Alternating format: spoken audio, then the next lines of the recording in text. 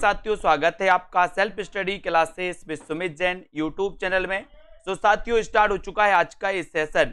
सभी लोग एक बार वीडियो को लाइक जरूर कर देंगे और जिन भी साथियों ने सेल्फ स्टडी क्लासेस का ऐप डाउनलोड नहीं किया वो सेल्फ स्टडी क्लासेस का ऐप जरूर डाउनलोड कर लें, है ना। और 2020 टेस्ट सीरीज से दोस्तों सभी लोग जुड़ जाएं, लाइक करें अपने इस वीडियो को और दोस्तों अपने मित्रों तक शेयर जरूर करना है। और ये 2020 जो टेस्ट सीरीज होती है ये सप्ताह में 2 दिन होती है दोस्तों, एक रविवार और दूसरी गुरुवार को, ठीक है। इनको आपको याद करना है।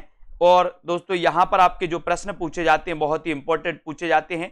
हिंदी साहित्य टीजीटी पीजीटी के लिए स्पेशल निचोड़ क्लासें चल रही हैं, यानी कि दोस्तों टीजीटी पीजीटी के लिए क्या स्पेशल है, ऐसी क्लासें चल रही हैं। आदिकाल में क्या स्पेशल है, भक्ति काल, रीति काल और दोस्तों आधुनिक काल में क्या स्पेशल है, ऐसी क्लासें चल रही हैं। तो जितने भी हमारे साथी हैं वो दोस्तों जुड़ सकते हैं, वीडियो को लाइक और शेयर कर सकते हैं। और चतुर्थ बैच स्टार्ट हो चुका है। तो जिन भी साथियों को शुरुआत से पढ़ना है अभी भी इस कोर्स में दोस्तों इस बैच में एडमिशन ले सकते हैं और अपना अध्ययन बहुत अच्छे से कर सकते हैं, ठीक है।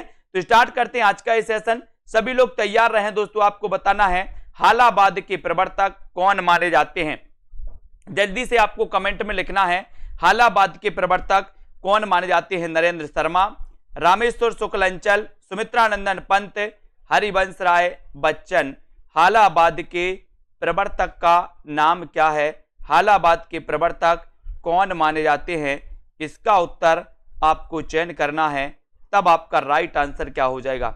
हालाबाद के प्रवर्तक का नाम क्या है, हालाबाद के प्रवर्तक कौन माने जाते हैं, उत्तर आपको लिखना है। जल्दी से सभी लोग बताएंगे। और सही आंसर आ रहा है सभी लोगों का कि सर हालाबाद के जो प्रवर्तक माने जाते हैं वो कौन माने जाते हैं, हालाबाद के प्रवर्तक। Very good, Harivansh Rai Bachchan. हरिवंश राय बच्चन, ये आपका बिल्कुल सही है आंसर, राइट आंसर है दोस्तों, ठीक है। उसके बाद आपको अगला क्वेश्चन बताना है। यहां पर आ जाते हैं। अगला क्वेश्चन है किस कवि का संबंध प्रगतिवाद से, किस कवि का संबंध प्रगतिवाद से नहीं है, किस कवि का संबंध प्रगतिवाद से नहीं है, बताएं सभी लोग। रामदास मित्र का, मुक्तिबोध, त्रिलोचन या फिर नागार्जुन का। किस कवि का संबंध प्रगतिवाद से नहीं है, किस कवि का संबंध प्रगतिवाद से नहीं है, इसका उत्तर आपको बताना है। किसका नहीं है, रामदास मिश्र का, मुक्तिबोध का, त्रिलोचन का या फिर नागार्जुन का। प्रश्न क्रमांक 261 का आंसर आपको बताना है। 261 का आंसर सभी लोग बताएंगे और राइट आंसर सीधा चला जाता है कि सर मुक्तिबोध का संबंध प्रगतिवाद से है ना, त्रिलोचन का संबंध प्रगतिवाद से है, नागार्जुन का भी संबंध है, लेकिन रामदास मिश्र का संबंध प्रगतिवाद से नहीं है। तो आपका जो ए नंबर है वो आपने बिल्कुल सही है, ठीक है। प्रगतिवाद दोस्तों मार्क्सवाद से प्रभावित माना जाता है, इसको अपन को याद करना है। और हनूस नाटक के रचनाकार कौन है, बताएं। 262 का आंसर, हनूस नाटक के रचनाकार कौन है। ये क्वेश्चन दोस्तों आता है कई बार, है ना, बताएं। कुसुम कुमार हैं, रमेश बख्शी हैं, भीष्म साहिनी या फिर मोहन राकेश। हनूस नाटक के नाटककार कौन माने जाते हैं, हनूस नाटक के रचनाकार कौन माने जाते हैं, सभी लोग उत्तर बताएंगे। और बहुत अच्छा प्रश्न है, उत्तर भी आपका हो जाएगा भीष्म साहिनी। भीष्म साहिनी यानी कि आपका जो सी नंबर है, सी नंबर वो बिल्कुल सही हो जाएगा। हनूस नाटक के रचनाकार भीष्म साहिनी है, सी आपका राइट आंसर, वेरी गुड। अंधा कुआं के रचनाकार कौन है, अंधा कुआं के रचनाकार कौन है, लक्ष्मी नारायण भारद्वाज, डॉक्टर लक्ष्मी नारायण लाल, मोहन राकेश या फिर धर्मवीर भारती। अंधा कुआं के रचनाकार कौन माने जाते हैं, अंधा कुआं के रचनाकार कौन माने जाते हैं, इसका उत्तर आपको चयन करना है। सभी लोग वीडियो को लाइक जरूर करेंगे और अंधा कुआं के रचनाकार आपको चयन करना है।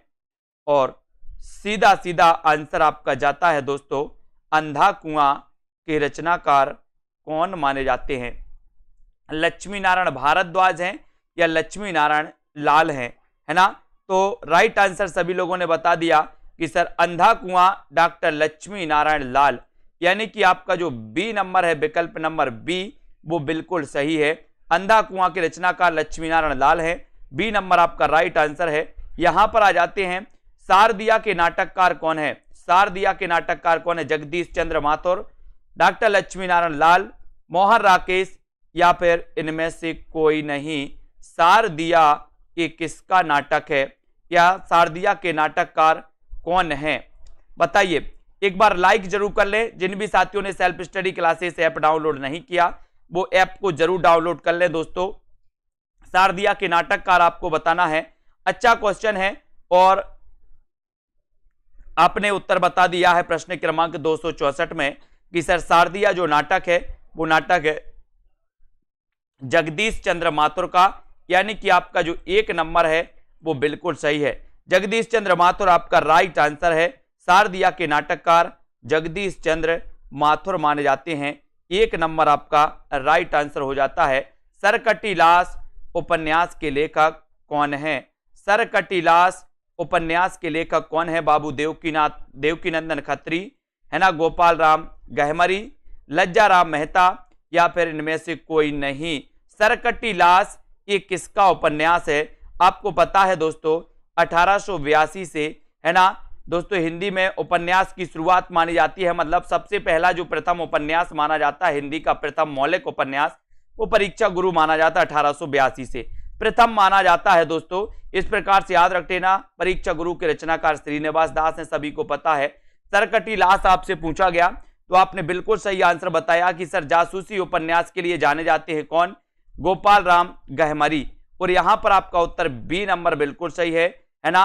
सरकटीलास उपन्यास के लेखक गोपाल राम गहमरी हैं। बी आपका राइट आंसर है।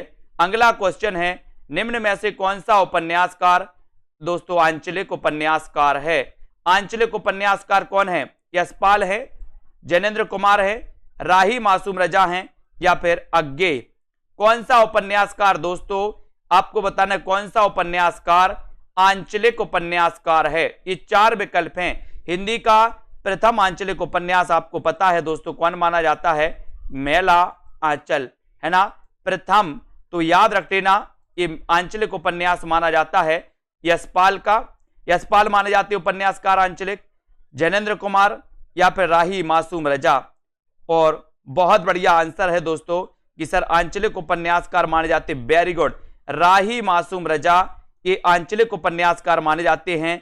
यानी कि आपका सी नंबर बिल्कुल सही है ना। इनकी दोस्तों रचनाओं में आपने आधा गांव पढ़ा होगा, आधा गांव मासूम है ना, टोपी शुक्ला पढ़ा होगा, ठीक है। अब यहां पर भारत विभाजन पर आधारित उपन्यास कौन सा है। भारत विभाजन पर आधारित उपन्यास आपको बताना है झूठा सच, तमस, सीधी सच्ची बातें और आधा गांव। भारत विभाजन पर आधारित उपन्यास कौन सा है, जल्दी से आपको लिखित जल्दी से चयन करना है।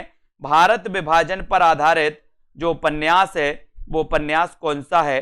भारत विभाजन पर आधारित उपन्यास कौन सा है, झूठा सच है, तमस है, सीधी सच्ची बातें हैं, या फिर आधा गांव है। ये आपको चयन करना है और उत्तर आपको बताना है। भारत विभाजन पर आधारित उपन्यास है ना कौन सा है, झूठा सच, तमस, सीधी सच्ची बातें या फिर आधा गांव है ना। कौन सा नहीं है पूछा है दोस्तों, कौन सा नहीं है, नहीं है पूछा है तो नहीं में लगाना था आपको है ना। और नहीं में आपका है ना, देखते हैं कौन कौन सही उत्तर बताता है। ये क्वेश्चन कई बार पूछा गया है ना, थोड़ा सा आपको देख लेना था। विकल्प तीनों हैं, वेरी गुड, बहुत बढ़िया। बहुत सारे लोगों ने पहचान लिया है कि सर ये तीनों हैं बाकी सी नहीं है, यानी कि नहीं होना चाहिए था, ठीक है, वेरी गुड। झूठा सच भी भारत विभाजन पर आधारित है, तमस भी भारत विभाजन पर आधारित है, आधा गांव भी भारत विभाजन पर आधारित है, और ये सीधी सच्ची बात है ये नहीं है। यानी कि आपसे उत्तर पूछा गया था कि भारत विभाजन पर आधारित उपन्यास नहीं है, नहीं है बताना था। आपने हालांकि पहचान लिया कि सर झूठा सच तो है भारत विभाजन पर, तमस भी है, आधा गांव है, तो ये तीनों तो हैं, ये नहीं है, यानी कि प्रश्न नहीं है पूछा है। बहुत बढ़िया, यही होता है दोस्तों अध्ययन। यहां पर जाते हैं अगले क्वेश्चन की ओर बढ़ते हैं। कालीचरण किस उपन्यास का पात्र है।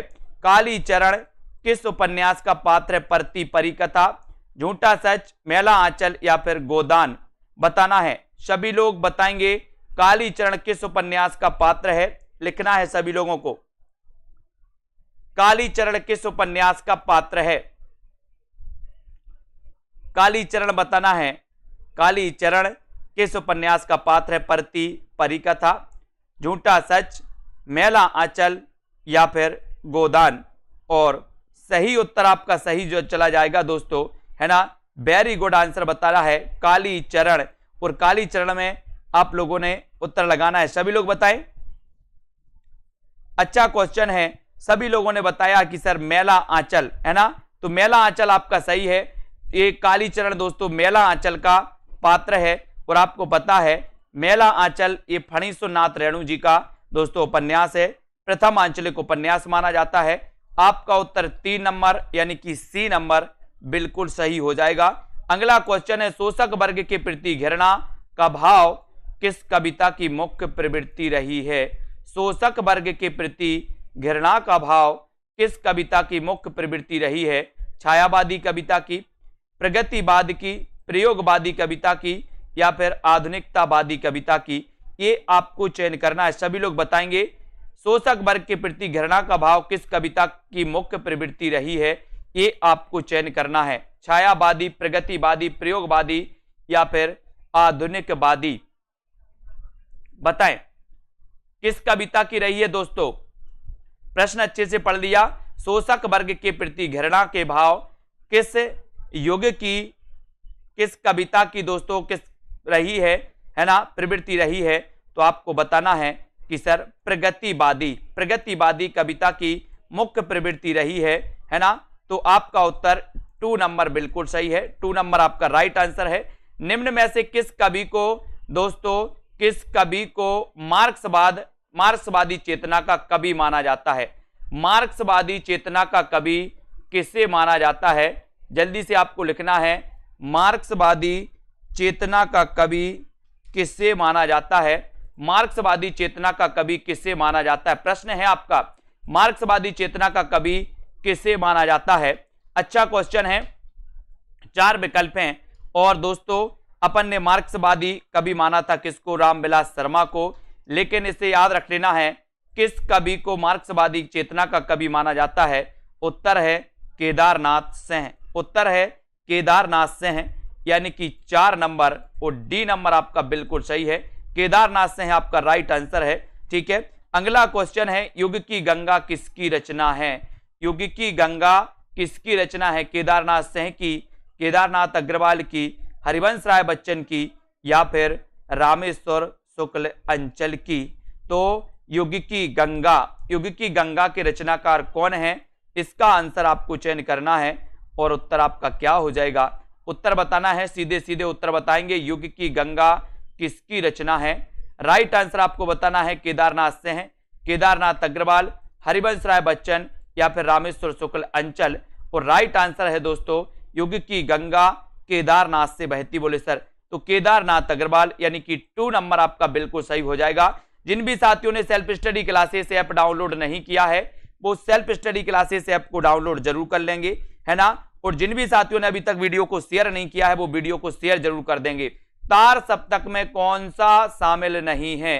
कौन शामिल नहीं है? अज्ञेय, शमशेर, मुक्तिबोध, नेमी चंद्र जैन तार सप्तक में शामिल नहीं है, तार सप्तक में शामिल नहीं है। ये आंसर आपको बताना है, कौन सा शामिल नहीं है बताएं। तार सप्तक में शामिल नहीं है, बताएं। तार सप्तक समझ रहा है, ये क्वेश्चन आपसे पूछा जाता है, बहुत सारे लोग कंफ्यूज होंगे इसमें। देखते हैं कौन कौन सही बता पा रहा है। और बोले सर कई बार तो आपने बताया है, रटाया है सभी के लिए कि ये चीज को पकड़ो, ये चीज को भूलना नहीं है ना। जिन्होंने नहीं पढ़ा वो उत्तर गलत ही लगा देंगे, लेकिन आपका यहां पर उत्तर चला जाता है शमशेर बहादुर। ये तार सप्तक के कवि नहीं है, ये तो दूसरे तार सप्तक के कवि हैं, है ना। तो आपका बी नंबर बिल्कुल सही है। शमशेर बहादुर को कवियों का कवि कहा जाता है दोस्तों, इसको भी अपन को याद करना है। प्रियमबद्ध निम्न में से किस कविता से संबंधित पात्र है? प्रियमबद्ध किस कविता से संबंधित पात्र है? प्रलय की छाया, है ना, असाध्य वीणा, ब्रह्म राक्षस या फिर कामायनी? बताइए किस रचना से संबंधित ये पात्र हैं दोस्तों? प्रियमबद्ध किस रचना से संबंधित पात्र हैं?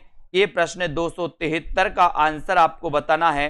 273 का आंसर क्या है और प्रियंबद किस कविता से संबंधित पात्र हैं? उत्तर हो जाएगा दोस्तों असाध्य वीणा। क्या हो जाएगा आपका? असाध्य वीणा आपका राइट आंसर हो जाएगा। ये 2 नंबर आपका बिल्कुल सही है। प्रियंबद असाध्य वीणा से संबंधित हैं। बी नंबर आपका बिल्कुल सही हो जाएगा, बी राइट आंसर है।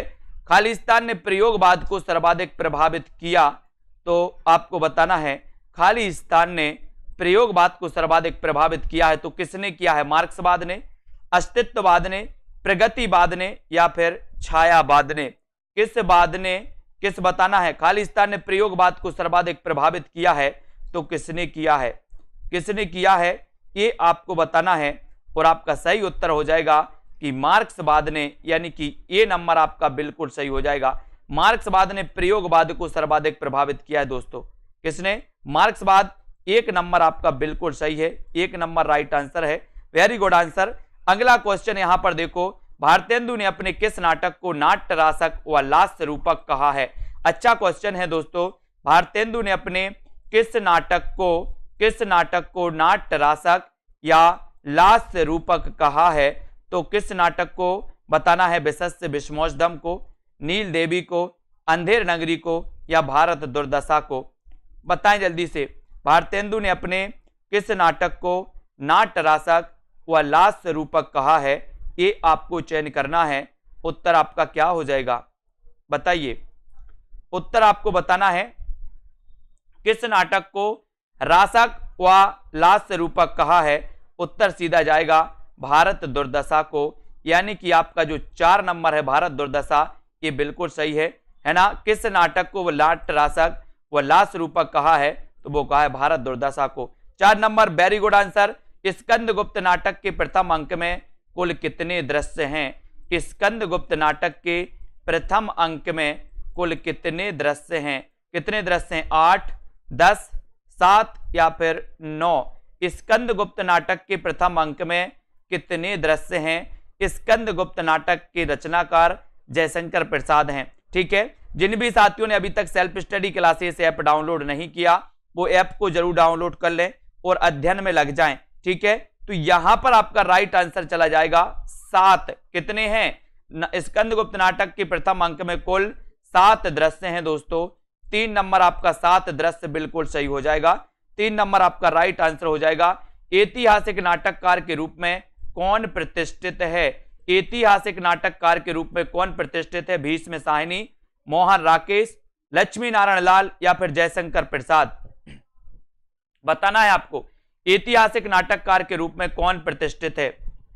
ऐतिहासिक नाटककार के रूप में कौन प्रतिष्ठित है? कौन प्रतिष्ठित है? भीष्म साहनी, मोहन राकेश, लक्ष्मी नारायण लाल और जयशंकर प्रसाद। राइट आंसर है जयशंकर प्रसाद। 4 नंबर आपका सही हो जाएगा। ऐतिहासिक नाटककार के रूप में प्रसिद्ध हैं दोस्तों जयशंकर प्रसाद। 4 नंबर आपका बिल्कुल सही है। 4 नंबर राइट आंसर है। अगला क्वेश्चन बताना है, कैदी की पत्नी कृति के लेखक कौन है? कैदी की पत्नी कृति के लेखक कौन है? जैनेन्द्र कुमार, राम वृक्ष बेनीपुरी, लक्ष्मी नारायण लाल या फिर जयशंकर प्रसाद? मैं जल्दी से बताना है, कैदी की पत्नी कृति के रचनाकार कौन है? इतना अच्छा क्वेश्चन आपसे पूछा गया और आपका राइट आंसर क्या हो जाता है? क्या हो जाता है? कैदी की पत्नी कृति के लेखक कौन है? कैदी की पत्नी कृति के लेखक कौन है? उत्तर आपको चयन करना है और उत्तर आपका सही उत्तर हो जाएगा दोस्तों राम वृक्ष बेनीपुरी। क्या हो जाएगा? राम वृक्ष बेनीपुरी, यानी कि आपका जो 2 नंबर है वो बिल्कुल सही है। कैदी की पत्नी कृति के लेखक राम वृक्ष बेनीपुरी हैं। 2 नंबर आपका बिल्कुल सही हो जाएगा।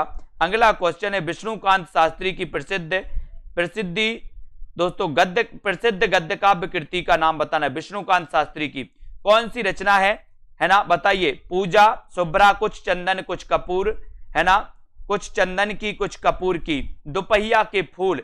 तो विष्णुकांत शास्त्री की प्रसिद्ध काव्य कृति कौन सी है? ये पूछा गया 279 में आपसे उत्तर पूछा गया है दोस्तों, तो आपको बताना भी है। और ऐसे कितने साथी हैं जिन्होंने दोस्तों आज का टेस्ट नहीं दिया? 2020 टेस्ट सीरीज का आज का फ्री टेस्ट किसने नहीं दिया? सप्ताह में 2 दिन आपके लिए टेस्ट करवाए जाते हैं उन टेस्ट को आपको जरूर दें, ऐप में बिल्कुल फ्री करवाए जाते हैं, है ना। और विष्णुकांत शास्त्री की प्रसिद्ध गद्य काव्य कृति का नाम क्या है, तो आपने पहले भी पढ़ा है, कुछ चंदन की कुछ कपूर की, ठीक है। तो ये सी नंबर विष्णुकांत शास्त्री की है दोस्तों। 3 नंबर सी नंबर आपका बिल्कुल सही है। अगला क्वेश्चन है, कविता क्या है, निबंध के लेखक कौन है। कविता क्या है, निबंध के लेखक कौन है। रामचंद्र शुक्ल, हजारी प्रसाद द्विवेदी, अध्यापक पूर्ण सिंह या फिर कुबेरनाथ राय। ये आपको बताना है, कविता क्या है, निबंध के लेखक कौन है। कविता क्या है, निबंध के लेखक कौन माने जाते हैं, है ना। कविता क्या है, निबंध के लेखक कौन माने जाते हैं, वो आपको बताना है। बहुत बढ़िया, बहुत सारे लोगों ने टेस्ट दिया है आज का, है ना। तो यहां पर आपको बताना है कि दोस्तों कविता क्या है, निबंध के लेखक। ये क्वेश्चन पहले भी आपने पढ़ा होगा और आपका उत्तर है रामचंद्र शुक्ल, यानी कि आपका जो 1 नंबर है वो बिल्कुल सही है। ये नंबर राइट आंसर है। मीराबाई का मलाल,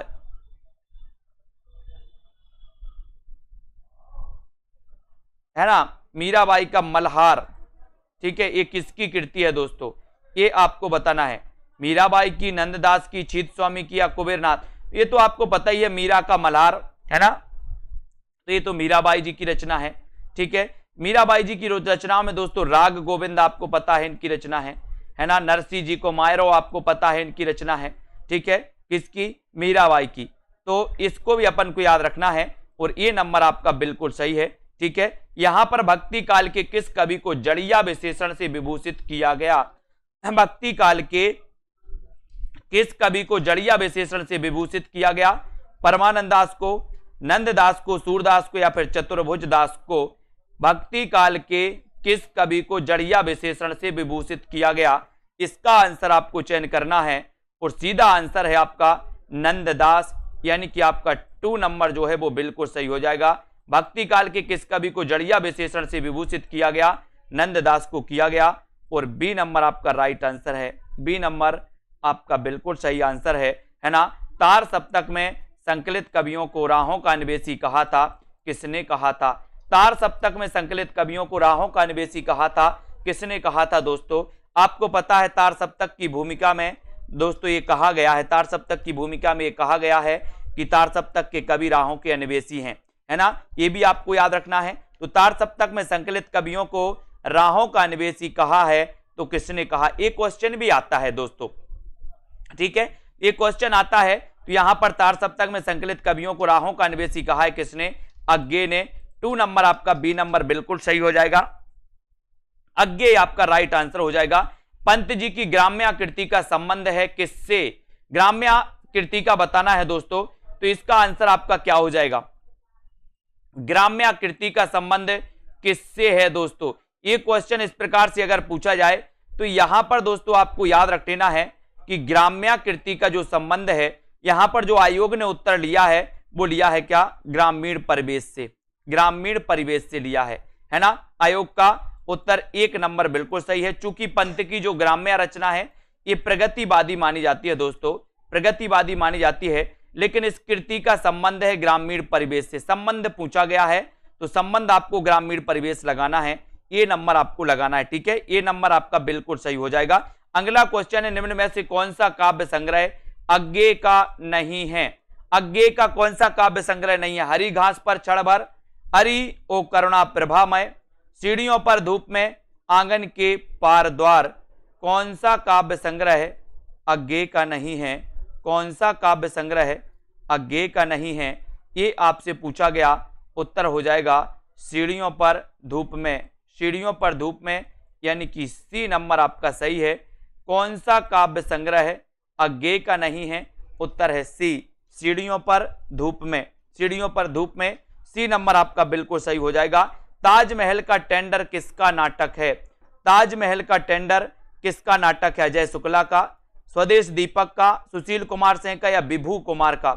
ताजमहल का टेंडर के लेखक कौन माने जाते हैं, ताजमहल का टेंडर के लेखक कौन माने जाते हैं, इसका उत्तर आपको चयन करना है और सीधा सीधा उत्तर आपका जाएगा ताजमहल का टेंडर। ताजमहल का टेंडर के जो लेखक हैं वो लेखक हैं अजय शुक्ला, यानी कि आपका जो ए नंबर है वो बिल्कुल सही है, अजय शुक्ला, ताजमहल का टेंडर, ठीक है। बहुत बढ़िया आंसर, 1 नंबर अजय शुक्ला बिल्कुल सही है। ठीक है, सभी लोग वीडियो को लाइक जरूर कर देंगे। अनघ नाटक किस कवि ने लिखा? अनघ नाटक किस कवि ने लिखा? भारतेंदु हरिश्चंद्र ने, मैथिली शरण गुप्त ने, सुमित्रानंदन पंत ने, या फिर राम कुमार वर्मा ने? अनघ नाटक किस कवि ने लिखा है, ये आपको बताना है। अनघ नाटक किस कवि ने लिखा है, जल्दी से सभी बताएं। अनघ नाटक के रचनाकार कौन है? और दोस्तों आपने पढ़ा होगा कि क्या पढ़ा है, जल्दी से बताओ। अनघ बता दो पहले, है ना। और सभी लोगों ने अनघ बताया है, क्या बता रहे हैं? Maithili Sharan Gupt. Very good answer, Maithili Sharan Gupt का नाटक है दोस्तों कौन सा? अनघ। और आपने पढ़ा है कि मैथिली शरण गुप्त, है ना दोस्तों, इनका जन्म हुआ था 1886 चिरगांव जिला झांसी में, है ना। और अनघ नाटक के मैथिली शरण गुप्त माने जाते हैं। 2 नंबर आपका बिल्कुल सही है। समस्त मानव जाति के प्रवर्तक भाव या मनोविकार ही होते हैं, ये कथन किसका है? समस्त मानव जाति के प्रवर्तक भाव या मनोविकार ही होते हैं, ये कथन किसका है? ईलाचंद्र जोशी का, मैथिली शरण गुप्त का, रामचंद्र शुक्ल का, या फिर राम कुमार वर्मा का? ये बताना है आपको। समस्त मानव जाति के प्रवर्तक भाव या मनोविकार ही होते हैं, ये कथन किसका है? ये कथन आपको बताना है। इतना अच्छा क्वेश्चन आपसे पूछा गया, अच्छा क्वेश्चन है, वेरी गुड क्वेश्चन है दोस्तों। और आपका उत्तर भी बहुत लाजवाब आया है कि सर समस्त मानव जाति के प्रवर्तक भाव या मनोविकार ही होते हैं। ये जो कथन है, ये कथन चला जाता है आपका रामचंद्र शुक्ल की ओर, यानी कि आपका 3 नंबर बिल्कुल सही है। ठीक है, 3 नंबर आपका राइट आंसर हो जाता है दोस्तों। वीडियो को लाइक करके अपने मित्रों तक एक बार शेयर कर देना। और दोस्तों जिन भी साथियों ने अभी तक self study classes app download नहीं किया, वो आज ही सेल्फ स्टडी क्लासेस का ऐप डाउनलोड कर लें, है ना। आवारा मसीहा किसकी जीवनी पर आधारित है? आवारा मसीहा किसकी जीवनी पर आधारित है, ये आपको बताना है। प्रेमचंद, है ना, बंकिम चंद्र, शरत चंद्र, या फिर रविंद्रनाथ ठाकुर? आवारा मसीहा किसकी जीवनी पर आधारित है, इसका उत्तर आपको चयन करना है। सभी लोग बताएंगे आवारा मसीहा किसकी जीवनी पर आधारित है? किसकी जीवनी पर आधारित है आवारा मसीहा? इसके रचनाकार आपको पता है दोस्तों कौन है? विष्णु प्रभाकर। कौन है? विष्णु प्रभाकर, है ना। और आवारा मसीहा ये दोस्तों किसकी? शरत चंद्र के जीवन पर आधारित है, यानी कि आपका उत्तर सी नंबर बिल्कुल सही है। सी नंबर आपका राइट आंसर है। ठीक है, बहुत बढ़िया। अगला क्वेश्चन है, निम्न में से कौन सा उपन्यास कमलेश्वर का नहीं है? कमलेश्वर का उपन्यास कौन सा नहीं है? काली आंधी, डाक बंगला, चौखट, या फिर कितने पाकिस्तान? तो बताना है आपको कि कौन सा उपन्यास कमलेश्वर का नहीं है, ये बताएंगे सभी लोग। कौन सा उपन्यास कमलेश्वर का नहीं है, बताएं। और इतना अच्छा क्वेश्चन है, क्वेश्चन का उत्तर आपका राइट हो जाएगा चौखट, यानी कि सी नंबर आपका सही है। कौन सा उपन्यास कमलेश्वर का नहीं है? तो नहीं है मतलब चौखट, यानी कि सी नंबर आपका बिल्कुल सही है। सी नंबर राइट आंसर है। गोदान उपन्यास में शिक्षक पात्र कौन है? गोदान उपन्यास में शिक्षक पात्र कौन है? मिस्टर खन्ना, मिर्जा खुर्शीद, ओमकार नाथ, या फिर मेहता? गोदान उपन्यास में शिक्षक पात्र कौन है? गोदान उपन्यास में शिक्षक पात्र कौन है, ये भी आपको चयन करना है।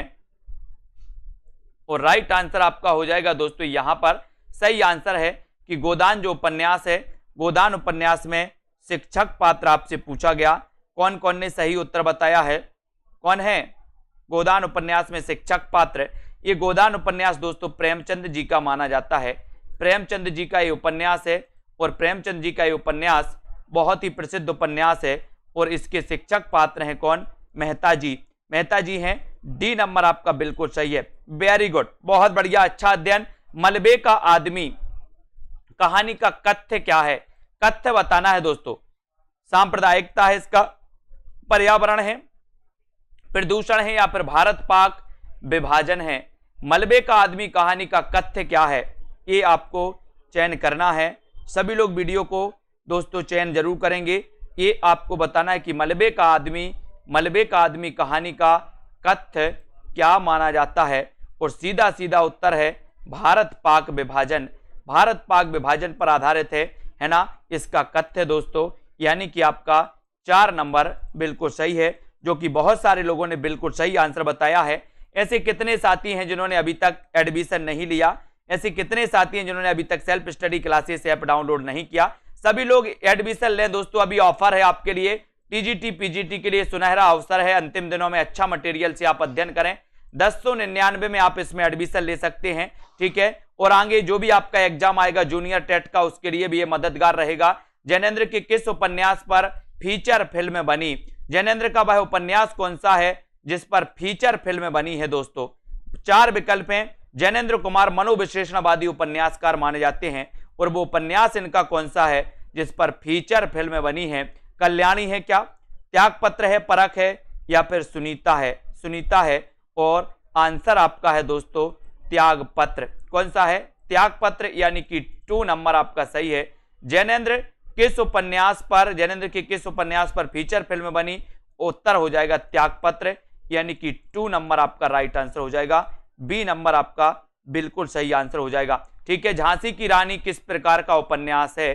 झांसी की रानी किस प्रकार का उपन्यास है? तिलिस्मी है, सामाजिक है, ऐतिहासिक है, या फिर जासूसी?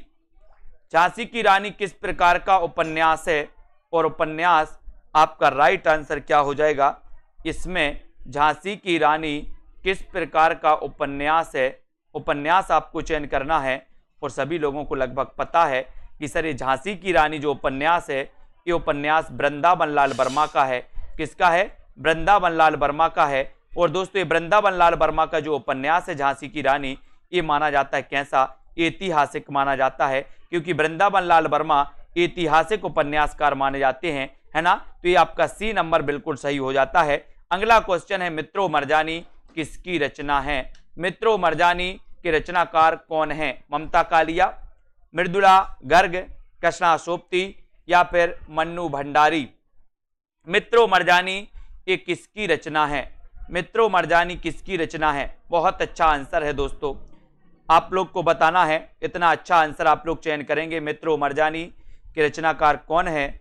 और बहुत बढ़िया आंसर चला जाता है, बहुत बढ़िया आंसर है दोस्तों कृष्णा सोपती, बहुत बढ़िया आंसर है कृष्णा सोपती, यानी कि 3 नंबर सी नंबर सही है।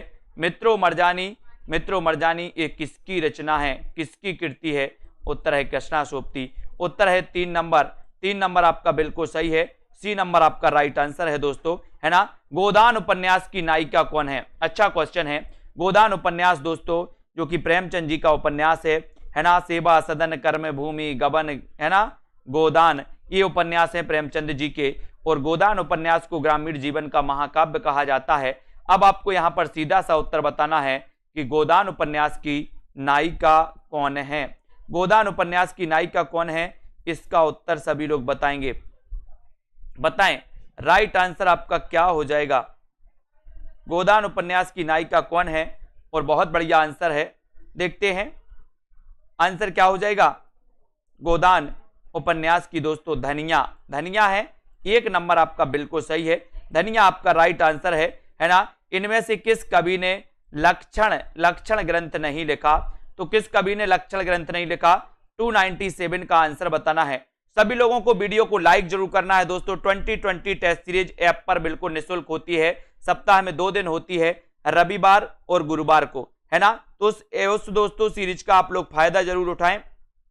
और किस कवि ने लक्षण ग्रंथ नहीं लिखा ये आपको बताना है। देव ने, पद्माकर, भूषण, या फिर बिहारी, है ना, ये आपको बताना है। और उत्तर आपका सही हो जाएगा, यहां पर उत्तर हो जाएगा दोस्तों बिहारी। क्या हो जाएगा? बिहारी, क्योंकि बिहारी ने दोस्तों बिहारी सस्सई की रचना तो की है, लेकिन आपको पता होगा कि बिहारी रीति सिद्ध काव्यधारा के कवि हैं, और रीति सिद्ध काव्यधारा के कवियों ने लक्षण ग्रंथ नहीं लिखे, है ना। तो कौन सी धारा के कवियों ने लिखे हैं? बोले सर रीतिबद्ध काव्यधारा, रीतिबद्ध काव्यधारा के कवियों ने, रीतिबद्ध काव्यधारा के कवियों ने लक्षण ग्रंथ लिखे हैं, ठीक है। Very good answer. अगला क्वेश्चन है, निम्न में से कौन आचार कवि नहीं है? आचार कवि कौन? आपको पता है दोस्तों रीति काल में आचार बनने की प्रथा सी चली थी, सब कवियों को आचार बनना था कहीं ना कहीं। तो इनमें से कौन सा आचार कवि नहीं है? बताइए। केशव दास, भिखारी दास, ब्रजवासी दास, तो 4 विकल्प हैं। अच्छा क्वेश्चन है, बताएं सभी लोग कौन सा आचार कभी नहीं है। सेल्फ स्टडी क्लासेस ऐप को डाउनलोड कर लें। 9 बजे ये रोज क्लास होती है दोस्तों, प्रैक्टिस वाली, और यहां पर आपका शुद्ध उत्तर जाता है ब्रजवासी दास, या फिर 4 नंबर आपका बिल्कुल सही है। 4 नंबर आपका राइट आंसर है ना। 4 नंबर राइट आंसर है। जुगलमान चरित नामक ग्रंथ के लेखक कौन है? जुगलमान चरित नामक ग्रंथ के लेखक कौन है? नंददास हैं, भिखारी दास हैं, चिंतामणि हैं, या फिर कृष्णदास हैं? जुगलमान चरित नामक ग्रंथ के लेखक कौन है? जुगलमान चरित नामक ग्रंथ के रचनाकार कौन है? उत्तर आपका क्या हो जाएगा? अच्छा उत्तर है दोस्तों, और अच्छा उत्तर है कृष्णदास, है ना। जुगलमान चरित नामक ग्रंथ के रचनाकार हैं कौन? कृष्णदास। कृष्णदास हैं, ये आपका राइट आंसर 4 नंबर बिल्कुल सही हो जाएगा। चौथा नंबर आपका राइट आंसर हो जाएगा। अगले क्वेश्चन की ओर जाते हैं। कृष्ण काव्य के प्रमुख कवि कौन माने जाते हैं? कृष्ण काव्य के प्रमुख कवि कौन माने जाते हैं? रहीम, तुलसी, सूरदास, या फिर आचार्य शुक्ल? कृष्ण काव्य के प्रमुख कवि कौन माने जाते हैं? इसका उत्तर 300 का उत्तर आपको चयन करना है। और दोस्तों कृष्ण काव्य धारा तो आपने पढ़ी है, भक्ति काल तो अपन ने पढ़ा है ना। भक्ति काल में अपन ने देखा कि सर 2 शाखाओं में से बांटा गया, सगुण और निर्गुण, ठीक है। अब कृष्ण काव्य के प्रमुख कवि कौन माने जाते हैं, इसका उत्तर आपसे पूछा गया, तब आपका उत्तर हो जाता है तुलसी। कौन माने जाते हैं? तुलसी, यानी कि 2 नंबर आपका बिल्कुल सही है। बी नंबर आपका बिल्कुल सही हो जाता है ना। कृष्ण काव्य के प्रमुख कवि हैं तुलसीदास। तुलसीदास हैं क्या कृष्ण काव्य के? बोले सर नहीं। कौन है? सूरदास हैं। Very good. ये तुलसी कौन से हैं? बोले सर राम काव्य के, है ना। बहुत बढ़िया, है ना। तो सूरदास आपका बिल्कुल सही है दोस्तों। ये कृष्ण काव्य धारा के कवि हैं प्रमुख, ये राम काव्य धारा के कवि हैं प्रमुख। कबीरदास दोस्तों, कबीरदास निर्गुण काव्य धारा के कवि हैं, है ना। मलिक मोहम्मद जायसी सूफी काव्य धारा के प्रमुख कवि हैं। तो यहां पर आपका उत्तर सूरदास, 3 नंबर आपका बिल्कुल सही है। सी नंबर आपका बिल्कुल सही है, ठीक है, बहुत बढ़िया। कविता की तीसरी आंख के रचनाकार कौन है? शेरगंज गर्ग हैं, है ना, मृदुला गर्ग हैं, प्रभाकर श्रोत्रिय हैं, या फिर इनमें से कोई नहीं? बताइए, कविता की तीसरी आंख के रचनाकार कौन है? जल्दी से बताएं, सभी लोगों को बताना है कविता की तीसरी आंख के रचनाकार कौन माने जाते हैं। कविता की तीसरी आंख के रचनाकार कौन माने जाते हैं? शेरगंज गर्ग, मृदुला गर्ग, प्रभाकर श्रोत्रिय, इनमें से कोई नहीं। और सही आंसर आपका चला जाता है, कहां चला जाता है? कविता की तीसरी आंख, इसके रचनाकार हैं दोस्तों कौन? प्रभाकर श्रोत्रिय। यानी कि आपका 3 नंबर जो है ये कविता की तीसरी आंख, कई बार ये रचना पूछी गई प्रभाकर श्रोत्रिय की। 3 नंबर आपका बिल्कुल सही है। सभी लोग एक बार वीडियो को लाइक जरूर कर देंगे और अपने मित्रों तक एक बार शेयर कर दें।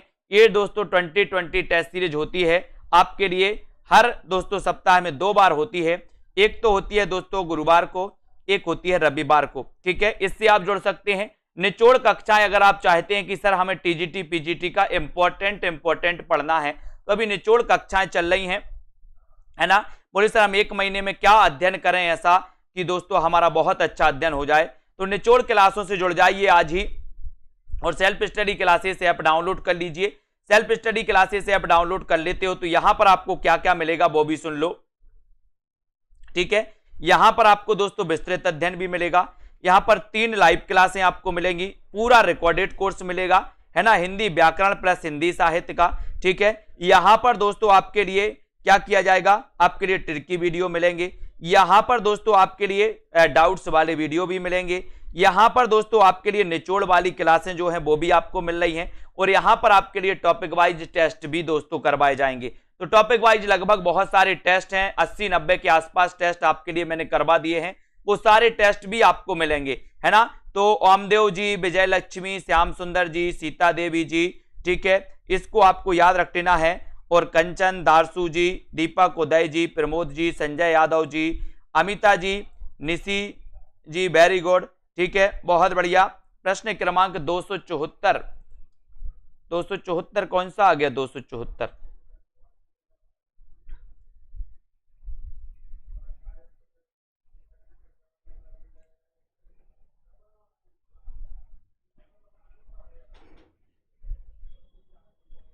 यहां पर दोस्तों प्रयोगवाद को सर्वाधिक प्रभावित किया तो मार्क्सवाद ने प्रभावित किया है। अच्छा, सॉरी, प्रयोगवाद को सर्वाधिक प्रभावित किया है तो दोस्तों अस्तित्ववाद ने, सॉरी यहां पर 2 नंबर इसको सुधार लो, वेरी गुड, बहुत बढ़िया। ठीक है, प्रयोगवाद को सर्वाधिक प्रभावित किया है दोस्तों अस्तित्ववाद ने। ये क्वेश्चन आप लोग सुधार लो एक बार। प्रगतिवाद को किया है मार्क्सवाद ने, है ना, प्रगतिवाद को मार्क्सवाद ने और प्रयोगवाद को अस्तित्ववाद ने। वेरी गुड, बहुत बढ़िया, 2 नंबर आपका बिल्कुल सही है। और किसी क्वेश्चन में डाउट से किसी को क्या? 2 नंबर आपका बिल्कुल सही। अशोक जी, लालदास जी, उदय जी, है ना, बिल्कुल कर सकते हैं, मधु जी। ठीक है,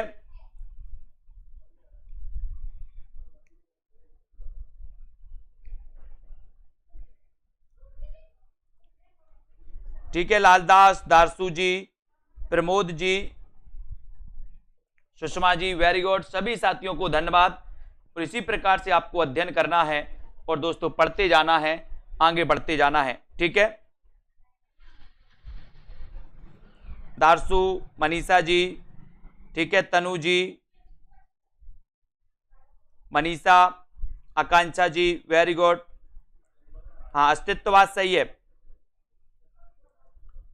ठीक है, लालदास, कुमारी जी, प्रयोगवाद अस्तित्ववाद से प्रभावित माना जाता है दोस्तों। प्रयोगवाद में भी अज्ञेय भी अस्तित्ववाद से प्रभावित माने जाते हैं, अज्ञेय, है ना।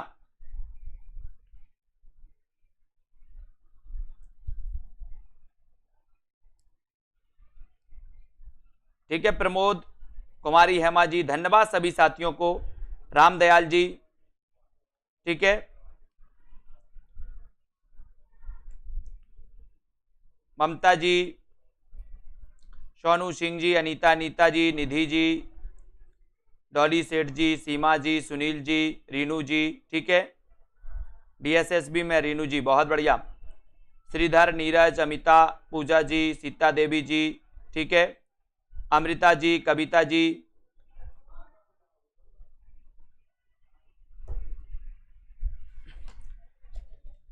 ठीक है दोस्तों। आप लोगों को जिनको भी दोस्तों कोर्स में एडमिशन लेना है वो कोर्स में एडमिशन जरूर लेते जाएं और इसी प्रकार से आपको अध्ययन करते जाना है और सेल्फ स्टडी क्लासेस का ऐप जरूर डाउनलोड कर लेना है। ठीक है, जिन्होंने ऐप को डाउनलोड नहीं किया है वो ऐप को जरूर डाउनलोड कर लें। ऐप को तो डाउनलोड सभी लोगों को करना ही है ना,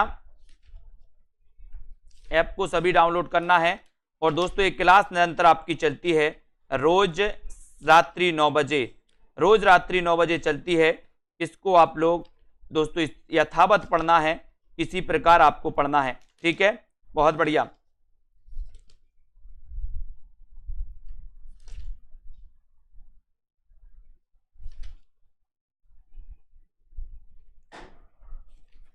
अध्ययन करते जाएं, है ना। प्रवर्तक और आदि प्रवर्तक अलग अलग होते हैं, है ना। ठीक है, और लाल तारा ये रेखा चित्र है। लाल तारा क्या है? रेखा चित्र है लाल तारा। लाल तारा रेखा चित्र माना जाता है। ठीक है,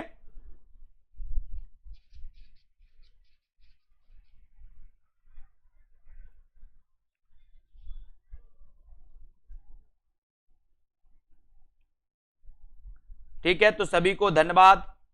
बबीता जी, प्रमोद जी, शीला यादव, मोहित जी, सुनील पांडे जी, ठीक है। आज के इस वीडियो के लिए दोस्तों इतना ही। ठीक है, धन्यवाद, जय हिंद।